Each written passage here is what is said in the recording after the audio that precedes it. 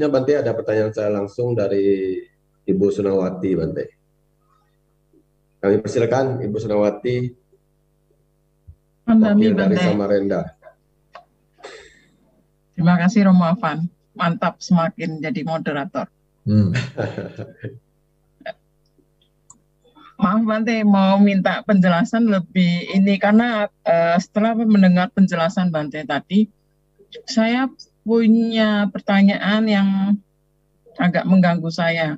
Memang kita selama ini kan mempersiapkan kematian kita kan, mempersiapkan apa yang harus kita bawa, apa yang harus kita lakukan sebisa yang kita lakukan gitu. Tetapi kita tahu kan pikiran sama fisik ini saling berhubungan, apalagi pada saat kita meditasi. Pada saat timbul masalah, itu pikiran yang batin ini biasanya tenang jadi kacau sudah. Dan kita tahu detik-detik pikiran terakhir itu sangat penting untuk kita ke alam lain. Kita kan nggak tahu proses cara matinya kita ya gimana. Misal di rumah sakit nih, badan saya sudah sakit semua, kena selang, kena apa, kacau. Dengan fisik yang demikian sakitnya dan kita nggak bisa ngomong, batin kita ini apa bisa tenang? Padahal kita sudah persiapkan jauh-jauh gitu loh Bante. Minta tolong karena ini saya tahu Pati Sandiwiananya terakhir ini sangat-sangat penting gitu loh. Agar kita nanti misalkan kita menghadapi sesuatu yang sangat menggoncang kita ini masih bisa tenang gitu loh. Apalagi meditasi kita ini kan masih Senin Kemis gitu loh. Ya, makasih Bante. Baik, ya Saudari Sunawati, senang bisa ketemu hari ini. Dan karena dulu saya dengar juga agak kurang sehat, tapi sekarang saya lihat sudah di pantai, saya kira ya sudah cukup bagus. Ya, pantainya di Samarinda saya nggak tahu di mana ya, pantainya Badak. itu ya di pinggir Sungai Mahakam ya, yang katanya laut itu. Baik, sebetulnya tadi Romo Afan juga sudah tepat juga ya, beliau menyampaikan begini. Nah, ini kan sibuk ya, nyari urusan keduniawian, lupa urusan spiritual, tapi sebetulnya keduniawian juga penting Romo, karena Anda kalau spiritual terus nanti keluarga makan apa? Ya, nah jadi kita keduniawian juga perlu. Tadi kan saya sampaikan, seandainya saya mati, keluarga saya ini bisa nggak tersantuni? Jadi tadi kan saya ceritakan begitu, misalnya anak secara spiritual sudah diajari bagaimana memahami tentang ketidakkekalan misalnya, kemudian bagaimana berlatih mengenal dan mempraktekkan dharma misalnya, ya dengan meditasi dan lain sebagainya. Tapi secara ekonomi juga perlu disiapkan. Jadi mungkin ada warisan, ada materi dan lain sebagainya. Ini penting sekali ya. Walaupun yang dikatakan Romo Afan tadi betul bahwa apa yang kita cari akan kita tinggalkan. Itu pasangan hidup, rumah, karir, harta dan lain sebagainya akan kita tinggalkan. Tapi yang ditinggali itu juga perlu. Karena kalau ditinggali hutang ya wah kasihan juga keluarga.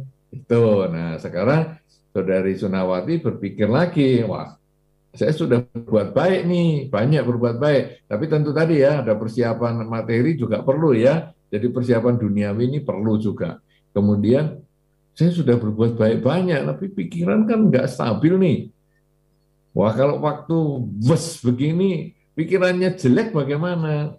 Wah, ini memang sulit ya. Karena pikiran kita itu dalam 1 detik bisa 1 miliar bentuk pikiran. Anda kalau kesadarannya tidak maksimal, pas saat yang penting, mikirnya malah yang jelek. Ya gimana lagi?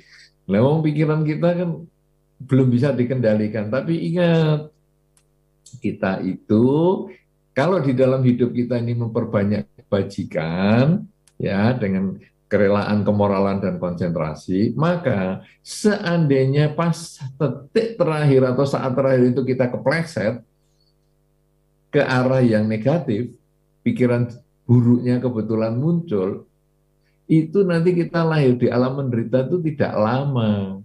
Karena visa kita di situ sebentar. Visa kita itu apa? Kejahatan kita sedikit. Ya, dulu kan ada cerita yang sangat fenomenal tuh, kalau Katina sering diceritakan tuh, yaitu seorang biku yang sudah tua, kemudian terima dana Katina, kemudian wah dia senang sekali nih dana Katinanya, tapi kan seperti tadi yang kita sampaikan nih, orang melihat matahari tenggelam belum tentu bisa melihat matahari terbit besok harinya, jadi dia senang sekali, dengan senangnya itu dia meninggal. Nah, jadi dia meninggal dengan senang pada jubahnya itu tadi yang didanain itu. Dan dia lahir kan jadi kutu jubah. Ya, kan pernah dengar tuh ya cerita semacam itu, kan lahir di kutu jubah. Nah, itu pikirannya sudah diarahkan gimana pun lahir di kutu jubah. Cuman karena kebajikannya dia banyak, dia hanya lahir di kutu jubah itu seminggu. Sehingga Sang Buddha mengatakan, ya dalam seminggu ini jangan dibagi dulu ya hartanya si biku ini. Nanti setelah seminggu baru kita bagikan. Karena Sang Buddha tahu, ini bikunya lahir jadi kutu jubah nih seminggu. Ya, jadi jangan takut.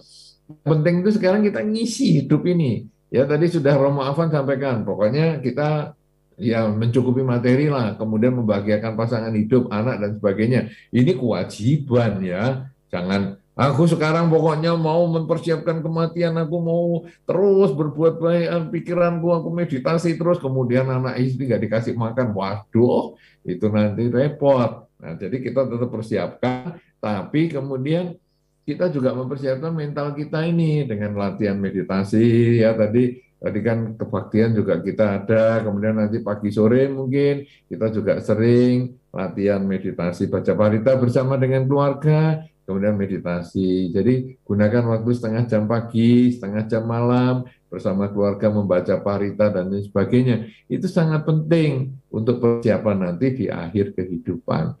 Pas kita nanti meleset, cuman sebentar. Katakanlah tadi biku yang jadi kutu jubah cuman seminggu. Meleset kita lahir di alam menderita, ya 2-3 minggu lah. Kemudian nanti lahir di alam bahagia. Begitu, Saudari Sunawati ya. Jangan terlalu takut, nanti ketakutan Anda jadi pikiran negatif. Waduh, malah tambah kepleset nanti sebelum waktunya.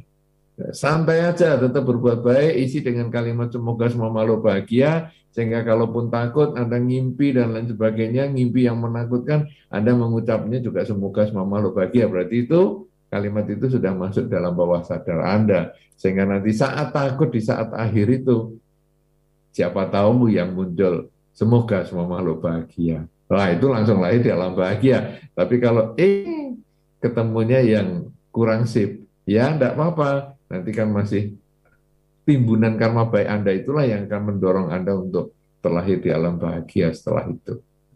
Begitu ya, Saudari Sunawati.